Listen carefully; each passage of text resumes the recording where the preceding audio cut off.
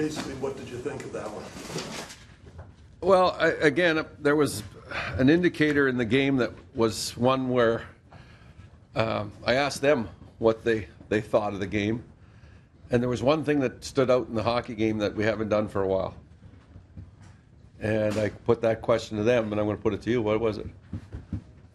I know I'm supposed to give you all the answers. No? No. We drew 6 power plays. So we were doing things right as far as getting the puck into the zone, creating more offensive zone time, play more of a chip and support game. We drew 6 power plays. So we haven't done that in a while. You know, that's a starting point for our team. We know that our special teams have been good. We know our goaltending has been good, but our 5-on-5 play needed addressing, and it's only a stepping stone for our hockey club. Do you feel like you were circling pucks a little bit more?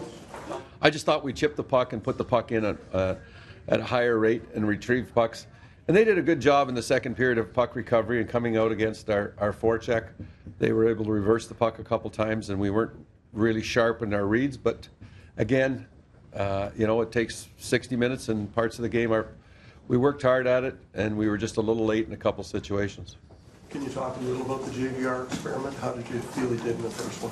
Oh, I thought he did fine. I think that the issue for him is going to be more about keep his feet moving in the defensive zone. You know, if he's going to go and finish a check, he's got to have some urgency in getting over to support our defenseman from a defensive side of it. I thought a few times, and he even spoke to it, that he was watching versus reacting, and that's natural. Kind of East Fraser into it a bit, unfortunately.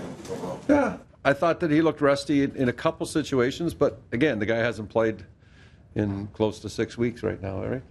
It's been a long haul for him, and it's been a lot of practice time and whatnot, and there's a big difference between playing that type of game. He knew the type of game it was going to be with New Jersey. That's an atypical New Jersey Devil type of hockey game, tight. And, you know, they rely on their goaltender and their penalty killing and their defensive side of it, and then they attack when you get careless and want to play the cute game.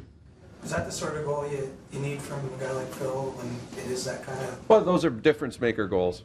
You know, it was it reminded me of Frank Mahovlich, the wind up and come back inside your own line and attack. That's old time hockey. I mean, real old time hockey.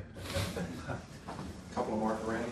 Randy, you go to Boston now. Is there any extra emotions associated with the game and being the first one back since the playoffs? I just think from our standpoint is it's a game that we know and that we can and we have proven to ourselves we can go in and compete with the Boston Bruins. Simple as that.